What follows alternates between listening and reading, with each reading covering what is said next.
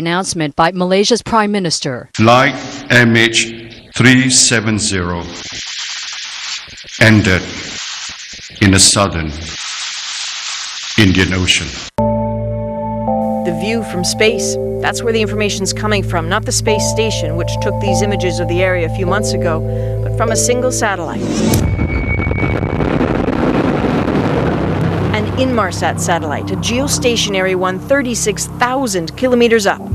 Somehow, for several hours, it recorded a type of handshake from MH370, and it knows it's that plane, apparently, because every handshake is unique. Based on the angle of the signal and the distance from the Earth, Inmarsat believe the plane must have traveled along one of two specific lines, so evident on a map, so horrifyingly vast and vague back on Earth. You're always tricking us, lying to us, yell the families. Can you blame them for thinking that? Malaysia says the groundbreaking satellite analysis led to the conclusion that Flight 370 went down in the southern Indian Ocean. Joining us now is Chris McLaughlin. He's Senior Vice President of the British satellite company Inmarsat. Chris, thanks very much for joining us. So tell us, are you 100% convinced this plane, this 777, went down in the southern Indian Ocean based on your satellite analysis? Yes, Wolf. We have looked at a number of other Malaysian Airlines 777s to look at the overall model and the best path fit with the pings that we got off the aircraft go to the southern route. The search, with 3 ships at sea for more than 2 years, has been methodical and high-tech. First, a sonar pass to map the overall shape of the seabed. The main water depth is sort of 4,000 metres, and there's mountains, volcanoes, trenches, there's everything. Once the general seabed has been mapped, the crew deploy a machine hooked onto the end of a very long cable to take a closer look. Everybody on board calls this the fish. When the weather allows, the crew winches it out and tows it between 7 and 9 kilometres behind this vessel and between 3 and 4 kilometres down. The search area where experts believe the plane crashed is 120,000 square kilometres of open ocean. That's an area bigger than Portugal. With almost all of that now complete and no sign of the missing plane, there is inevitably a sense of disappointment, one that would grow if the search ends without the aircraft found. For the last 2 years, everyone's thought today's going to be the day that we'll turn up and we're going to find it. It'll be tough, I think, for the guys if we don't find it. Yeah, I think it'll be really tough on them. It had been expected, but it was still a huge blow to the families of passengers lost on board Malaysian Airlines MH370 when the announcement was made. Today, in our tripartite meeting, and in the absence of credible new evidence, Australia, China and Malaysia have collectively decided to suspend the search upon the completion of the 120,000 square kilometer search area. The 3 countries have shared in a search lasting almost 2.5 years since the plane disappeared from radar screens whilst en route to Beijing from Kuala Lumpur with 239 passengers and crew on board. But now 90% of the search area in the Western Indian Ocean has been examined with no clues emerging. A Chinese ship with sophisticated underwater sonar will continue helping as the remaining area of seabed is explored. But before the end of the year, unless there's a breakthrough, the search will end. It may be that we never find out what happened to MH370. The families say the authorities must keep looking for the missing plane. But the search team says reluctantly it's now time to draw a line.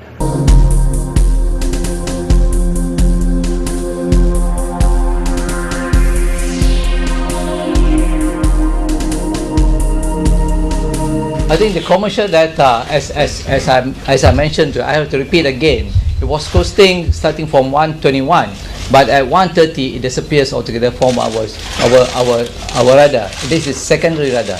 And communication, nothing at all. And not even what about the military radar? Thank you. The last plot, after several intermittent primary plot.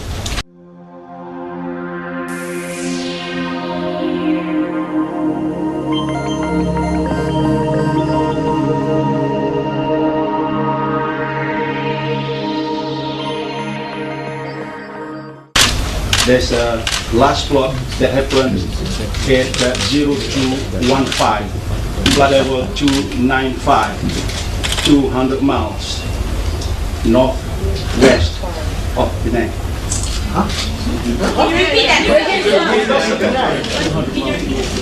Okay, we are corroborating this, okay? Corroborating this. 0215. I'm not saying this is MH370, okay? It is. We are still corroborating this. We are still working with the experts. So what are you saying it was? Sorry? You don't know what it was? No. So what do you see on? It's a plot. It's a plot. Unidentified plot. Unidentified. The difference between secondary radar and primary radar. Secondary radar is talking to the aircraft via transponder, and it gives you the aircraft, the airline, the aircraft type, how high it flies, how fast it flies, and the ticket, so forth. But on the primary radar, it just gives a plot. It doesn't give the identification of an aircraft. I think that answers a lot of. Actually, what we have done is look into the recording on the radar that we have, and we realized that there is a possibility. There is a possibility the aircraft did make a turn back. When we look at the recording, it proves that there is a possibility that this aircraft made a turn back. But we are not sure whether it is the same aircraft, but it happens to be in the same area that signal that comes out on the radar screen that makes a turn back. The military radar, the primary radar, has some capability. It tracked an aircraft which did a turn back, but they were not exactly sure whether it was MH370. What they were sure of was that the aircraft was not deemed to be hostile.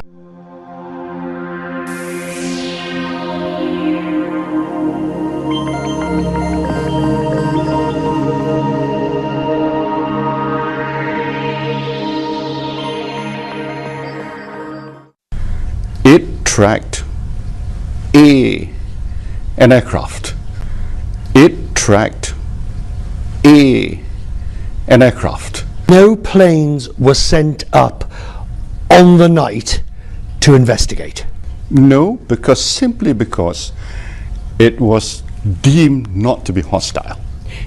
Don't you find that troubling, that a civil aircraft can turn back, fly across the country, and nobody thinks to go up and have a look? Because one of two things, I understand the threat level, and I understand this. Either the plane's in trouble and needs help, or it's nefarious and you really want to know what somebody's going up there to do. So as Prime Minister, don't you find that troubling? You see, I'm coming back to my earlier statement, is that they were not sure whether it was MH370. Even more reason to go up and have a look. They were not sure.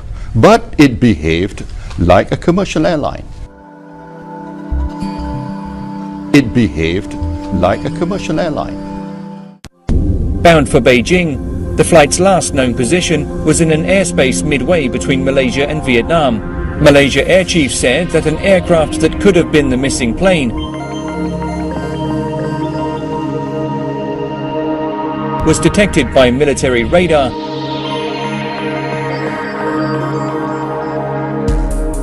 Roughly 320 kilometers northwest of Penang in Malaysia. When some strange things started to happen. Investigative reporter and author Leslie Kane has written extensively on the UFO phenomena.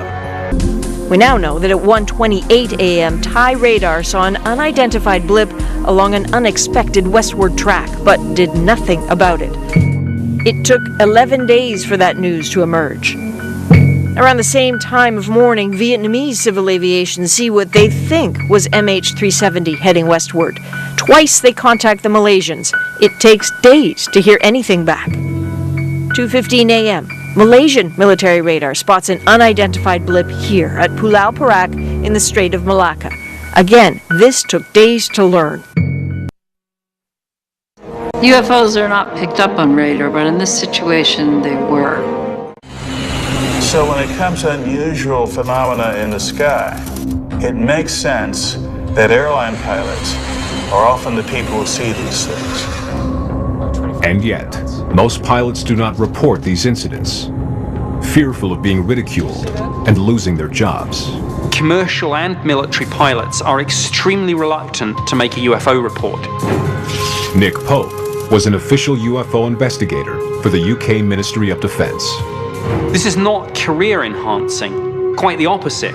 It can kill careers. The Japan Airlines Flight 1628 incident is the best documented and most baffling encounter between a commercial airliner and a UFO on record.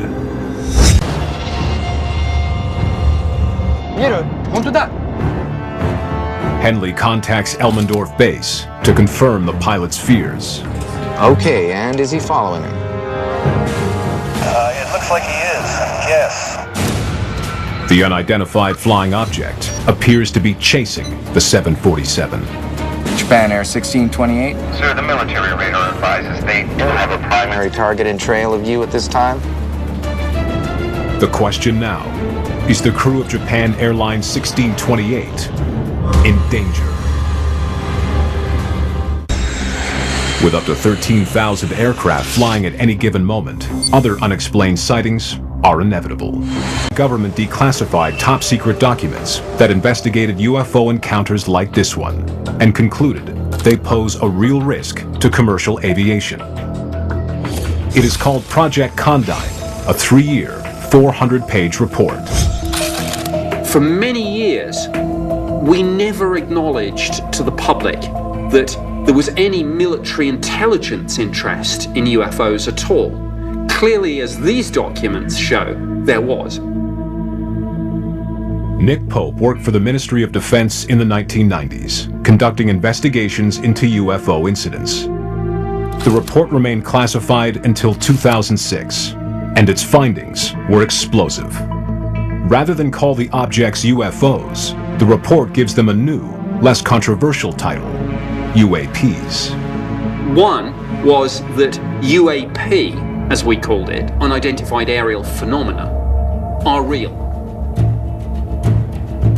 The report does not say UAPs are necessarily extraterrestrial. Some could be natural phenomena, but it also does not dismiss the possibility that they are not from this planet. Project Condign also states that there are serious flight safety implications, talks about the dangers of pilots getting too close to these things. November 1986. Soaring through dark false skies above Alaska is Japan Airlines Flight 1628, a 747 cargo plane en route from Paris to Tokyo with a scheduled stop in Anchorage. At the controls is Captain Kenju Terauchi, also in the cockpit, a first officer and flight engineer. They are cruising at an altitude of 35,000 feet when suddenly Captain Terauchi notices unusual lights dead ahead. They were flying over the Fairbanks area around 5:15 in the afternoon. At first, Captain Terauchi looked out and saw some lights in the distance, and the co-pilot and the engineer saw them as well. He wasn't sure what they were, so he radioed in to ask whether there was any traffic in the area that he should know about. Japan Air 1628.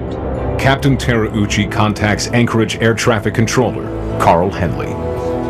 Do you have any traffic? Do you have any traffic? It's a question no air traffic controller wants to hear.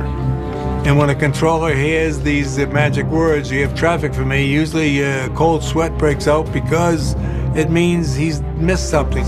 In 1986, John Callahan was the Federal Aviation Administration's Division Chief of Accidents and Investigations. Pilot's asking, is there somebody out here in front of me that I should know about or you know about? He's in positive airspace, which means nobody else can fly unless air traffic approves it. This is the actual Anchorage Air Traffic Control recording that documents the extraordinary events of the night. Anchorage Center, Japan Air 1628.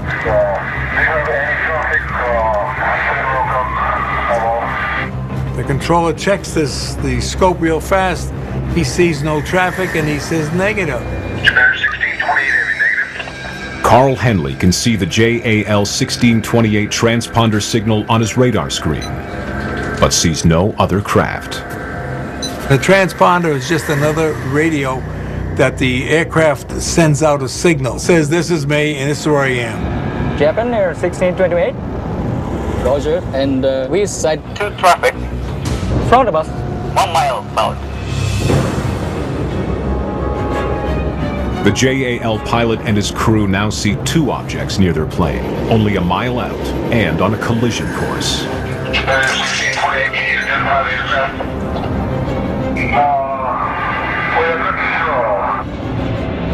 The next thing the controller says, can you see any markings on it? Sir, if you're able to identify the type of aircraft and... Can you tell me if it's military, if it's civilian? Can you see any numbers on it? Anything at all to identify it? Captain Terauchi cannot identify the aircraft, but sees navigation and strobe lights in the distance. When a pilot encounters the unknown, and if that unknown presents a threat to that pilot, seconds count. Dr. Todd Curtis was an aviation safety engineer for Boeing. If that pilot reacts in a way that puts that aircraft in danger, it's a concern to all of us. Terauchi reports an unidentified aircraft dangerously close to his 747, but still, Henley cannot see them on his radar. He contacts the military controllers at nearby Elmendorf Air Force Base. Yeah. Air traffic control in Anchorage asked the people at the military base. Verify that you do not have any military aircraft in the area. Do you have anything up there? Could this be some kind of unusual experimental craft of yours or something? That is affirmed. We do not have anybody up there right now.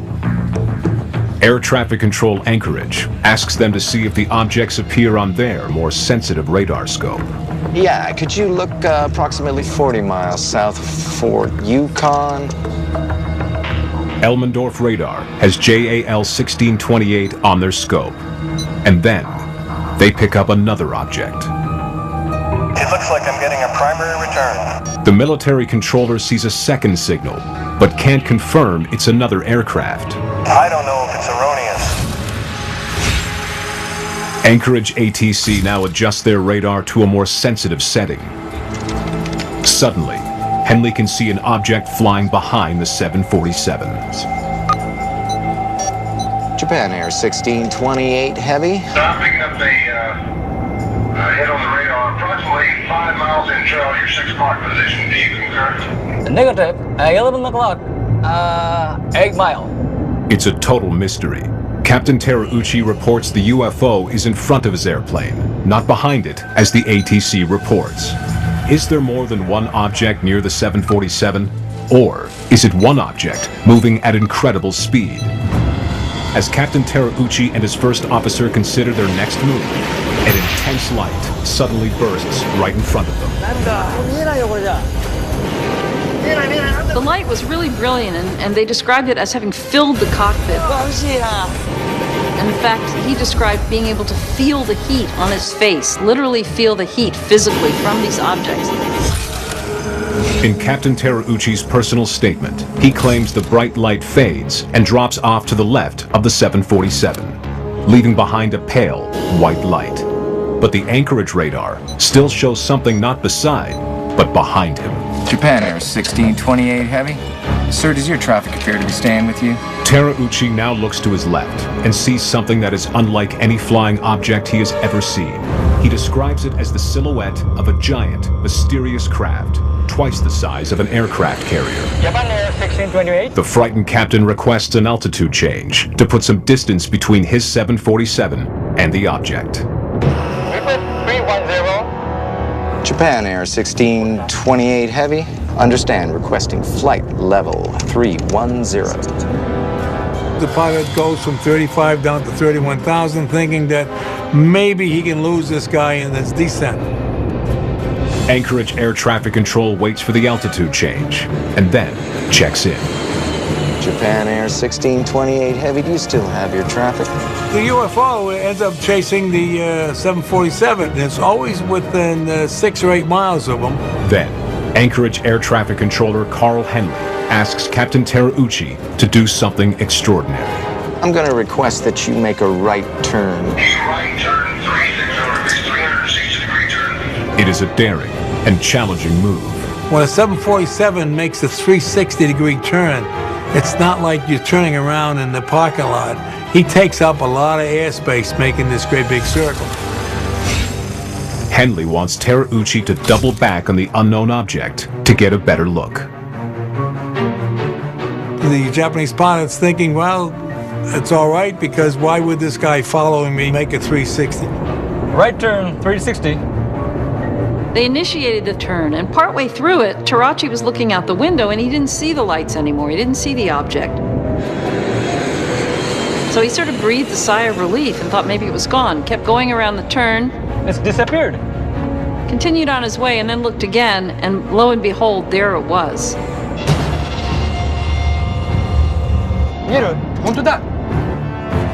Henley contacts Elmendorf Base to confirm the pilot's fears. Okay, and is he following him? It looks like he is, yes. The unidentified flying object appears to be chasing the 747. Japan Air 1628? Sir, the military radar advises they don't have a Primary target and trail of you at this time? The question now, is the crew of Japan Airlines 1628 in danger? Whose crew reported a huge flying object in their airspace in 1986. Captain Kenju Terauchi, Japan Air 1628. with 10,000 career flight hours, also witnesses something he cannot explain. One of the things that stands out about the JAL event is that Captain Terauchi is a former fighter pilot who's trained to observe closely unusual things from the sky. Sir, if you are able to identify the type of aircraft, can you tell, is it military or civilian? I think it's He's having a hard time saying it's something from outer space. It's not one of ours. Never seen it before. It's not a military. Captain Terauchi and his crew land at Anchorage and are interviewed by the FAA. Within a few weeks, Japanese and American media get wind of the report, and the story becomes hot international news. The FAA is caught off guard and is forced to launch an investigation. I got a call from the Alaskan ranch that said they had a problem and they didn't know how to handle it. And I asked him what the problem was. He says the halls are full of reporters. He needs to know what to tell them. I said, what are they there for? He says, for the UFO thing. I said, what UFO thing? Oh, he says, I mean, like, who believes in UFOs? The FAA normally doesn't even investigate cases, but the reason they did here was because there was a lot of outcry from the media, and that's why the case became public. On January 2nd, 1987, 45 days after the sighting, FAA Area Manager Richard Gordon interviews the flight crew of Japan Air 1628. Now, with the help of an interpreter, Terauchi tells his story with greater detail. 350. By the time they were interviewed by the FAA, they were shaken, but they were very rational. They gave detailed accounts. Terauchi says the objects in front of his plane released an energy as bright as a space shuttle liftoff.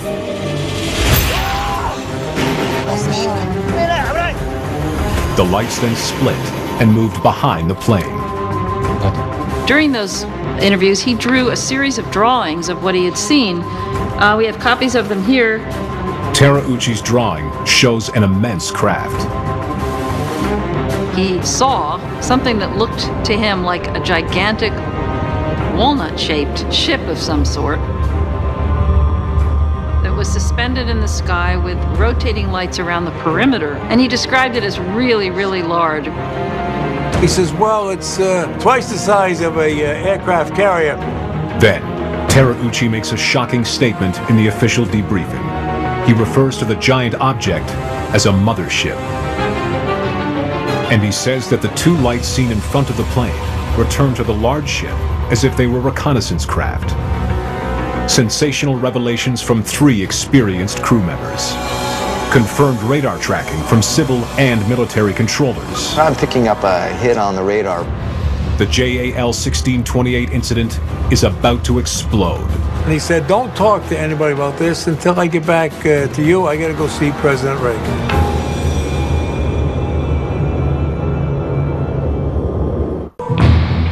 In January 1987, less than 2 months after the Japan Air incident, Federal Aviation Administration investigator John Callahan is assigned the case.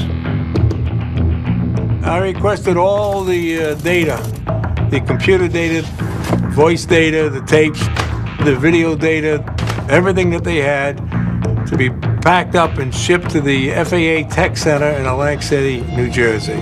And I wanted it there by 8 o'clock in the morning. FAA technicians create a virtual reconstruction of the 747's 31-minute encounter. He took the audio tapes, which was all the conversations between Captain Tarachi and ground control, which had been saved, and the visual shots of the radar scope. He synchronized them together.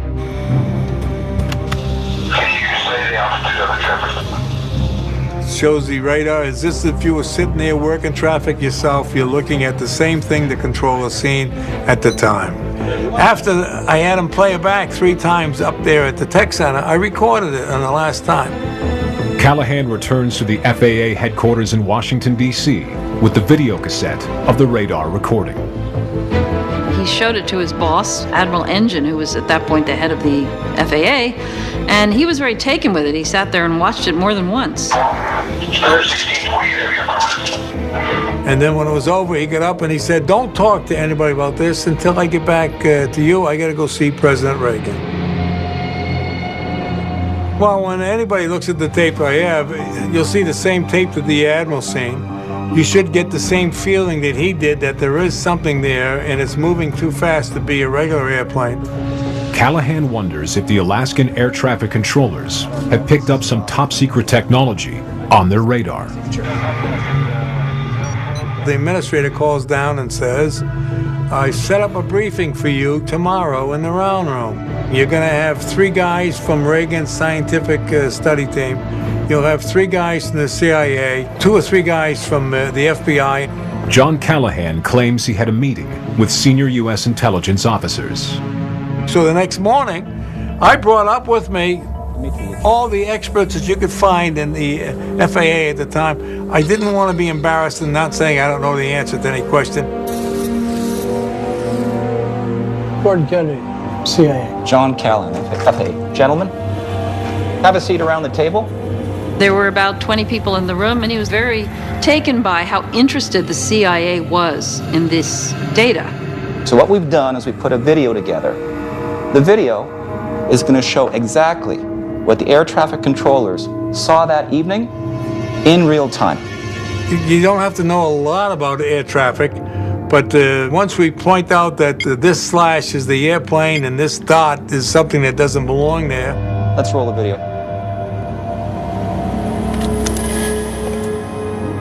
"747 shows up here, and then right in front of him is the target, a dot. He's right here. 6 seconds later, this guy ends up behind him. He's going 16 to 17 miles in the blink of an eye.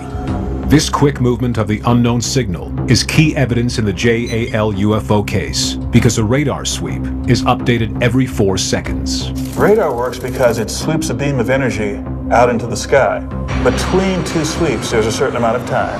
And based on the difference in return, they can take those differences and figure out the speed.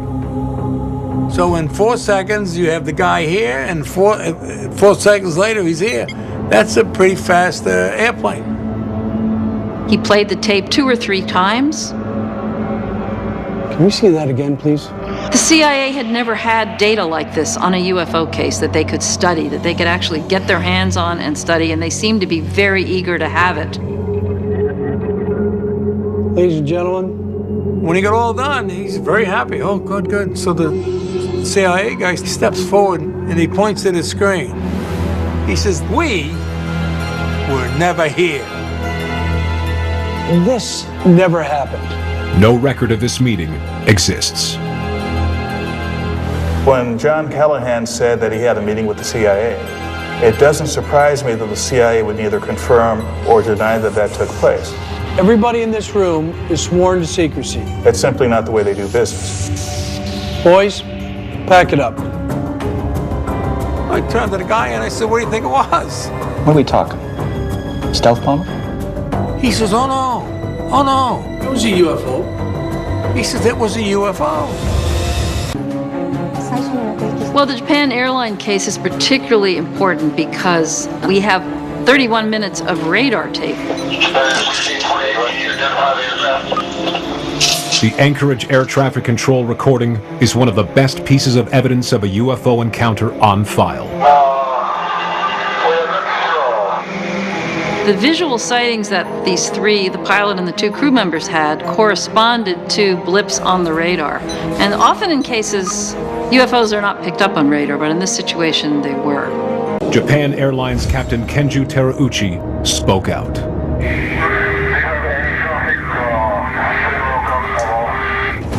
And faced the consequences. The pilot of JAL 1628 was actually grounded for about a year, simply as a result of speaking out about his UFO sighting. Captain Terauchi's fate raises a compelling question about our air safety priorities. Project Condign contains 7 cases of UFO near misses that the report cannot explain. One of these happens in January 1995.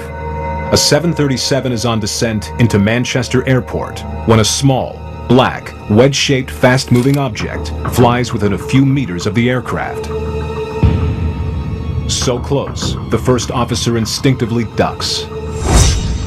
An object nearly grazing the plane's hull poses a huge threat to the safety of the passengers and crew.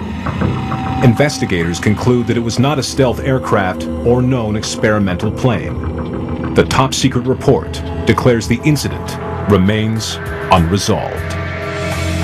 This shocking conclusion suggests that the skies are not as safe as they seemed, and the UK government kept that fact secret. The report was secret UK eyes only. Only a handful of copies of the final report of Project Condign were ever produced, and it was on an extremely limited circulation in the Ministry of Defence at a very high level of classification. These incidents are not limited to British airspace. Another dangerous encounter with an unidentified flying object puts a commercial airliner at risk. This time, in the skies over the United States. May 25th, 1995. American West Flight 564 is a Boeing 757 en route from Tampa, Florida to Las Vegas, Nevada, with a full cabin of passengers.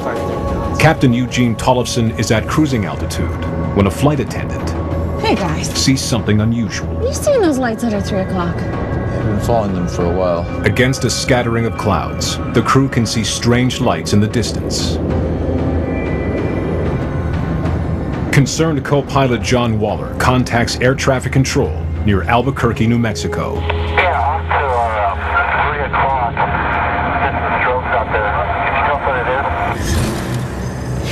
This is the transcript of the actual audio recording between First Officer Waller and Albuquerque Control. I tell you what, that's some, right now, I don't know what it is right now. Yeah, it's pretty odd. Hold on, let me see if anybody else knows around here. He checks with other controllers. None of them has a fix on the unknown object. In the world of commercial aviation, it has the potential to be a dangerous situation.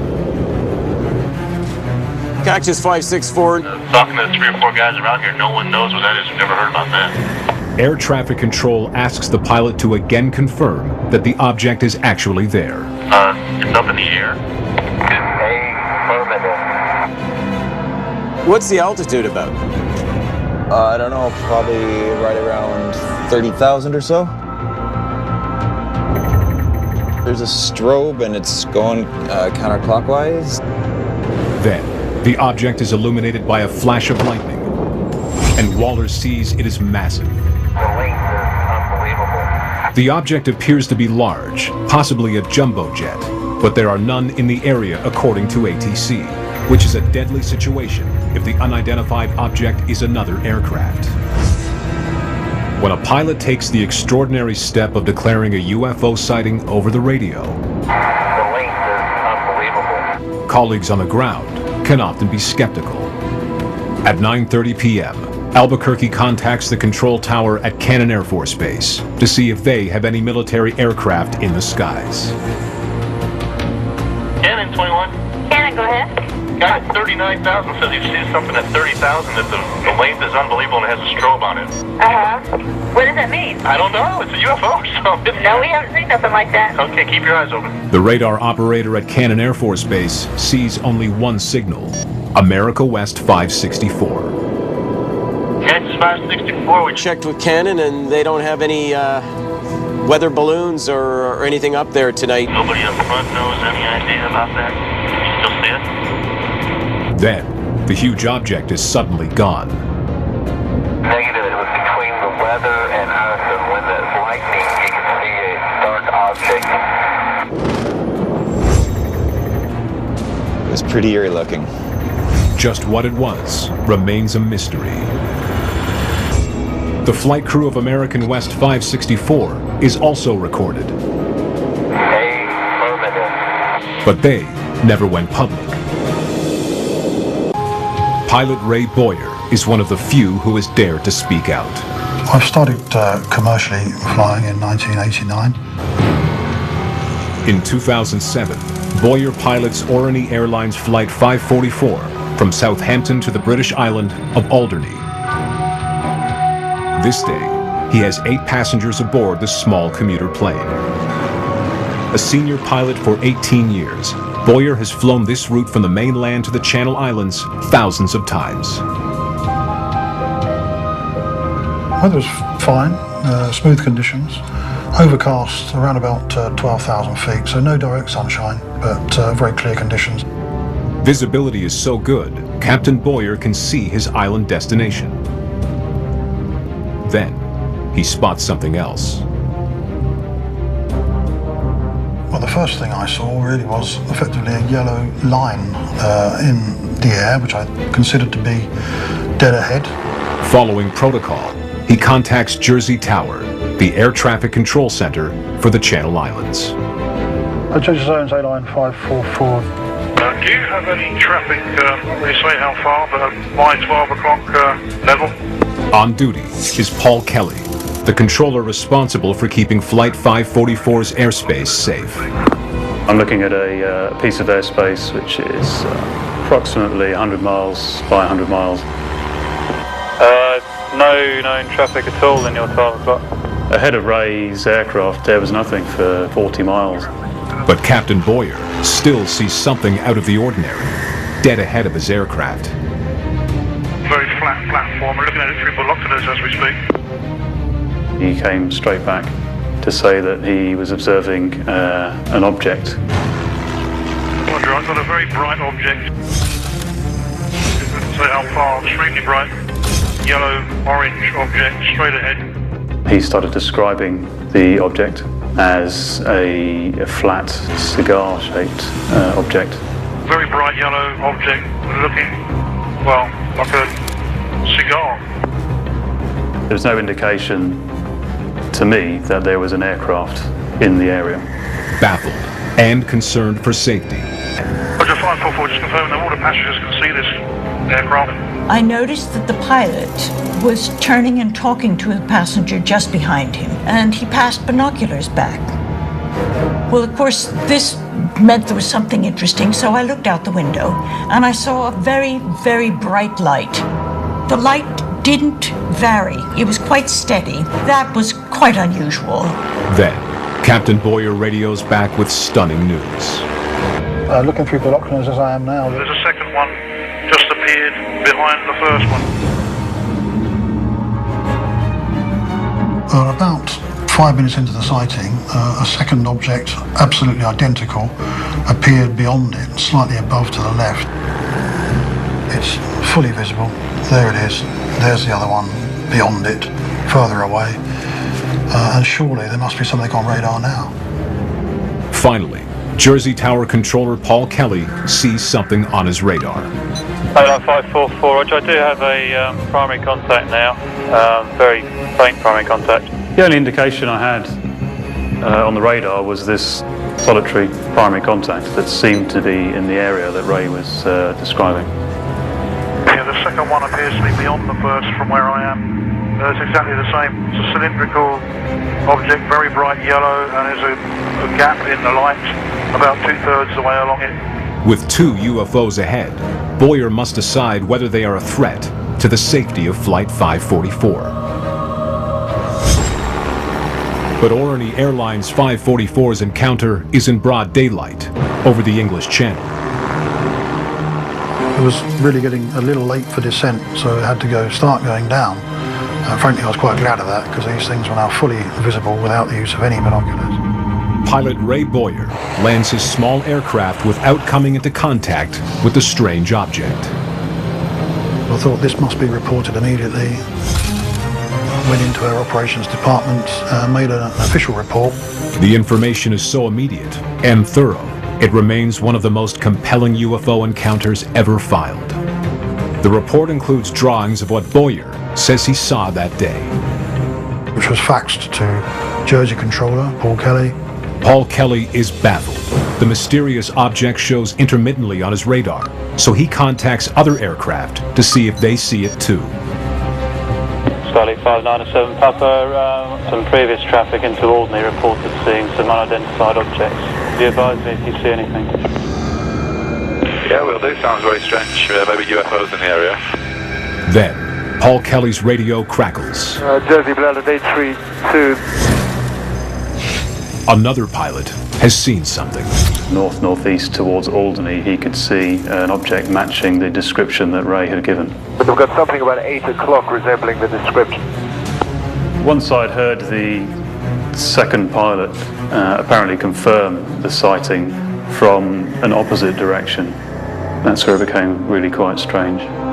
This was important for Paul Kelly because this eliminated a lot of explanations of an optical illusion or reflection that would have been possible had there only been one person looking at it. But Kelly's radar isn't giving him the whole picture. Paul Kelly's radar had a filter that blocked out slow-moving radar returns. Kelly re-examines the data without the filter. What we do see on here with the raw data are 2 definite tracks here of objects, slow moving, but definite contacts. Now Kelly sees the entire picture. Ray Boyer's aircraft is on the right. The second plane is on the left. So when the pilot said that they saw these objects, they were moving slowly, and the radar didn't pick them up, that doesn't surprise me. Kelly's radar does not pick up the slow-moving but extremely large signal between the planes. When Paul Kelly looked at the radar returns, it indicated that there was something out there reflecting radar energy back to that radar. It only backs up what Ray was describing in terms of the apparent scale. He described at one point the object possibly being Boeing 737 sized. I've been flying for a long time. I've never seen anything that approaches this. Now I'm convinced that what I saw was what I saw. It was there. In relation to air safety, Project Condign stated pilots intercepting UFOs should exercise extreme caution. The Condign report states there is a real threat to commercial aviation. I've never seen anything like it before or since. Thank goodness. Don't want to. I've spoken to dozens of civilian and military pilots, many of whom have told me about extraordinary UFO encounters, but they've never spoken out. Bottom line, stay out of the way of these things, whatever they are. Syracuse, New York, March 12th, 1977.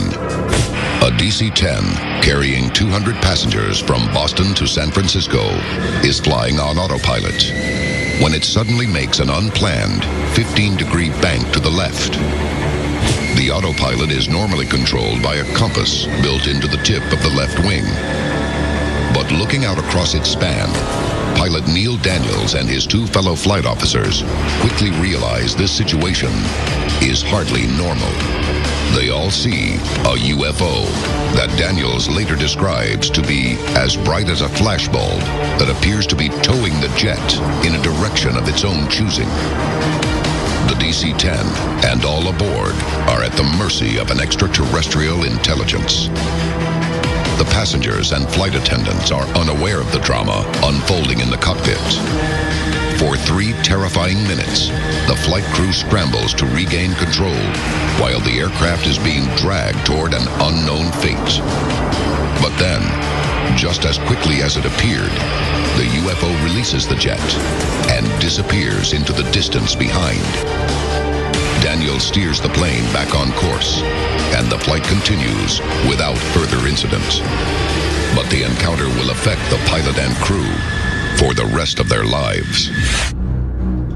Daniels is warned to remain silent about the incident under threat of dismissal by the airline. He only goes public with the story after his retirement.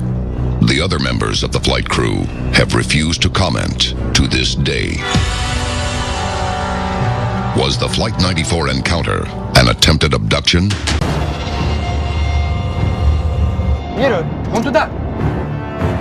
Henley contacts Elmendorf Base to confirm the pilot's fears. Okay, and is he following him? It looks like he is. Yes. The unidentified flying object appears to be chasing the 747. Japan Air 1628? Sir, the military radar advises they do have a Primary target and trail of you at this time? The question now, is the crew of Japan Airlines 1628 in danger? Bottom line, stay out of the way of these things, whatever they are.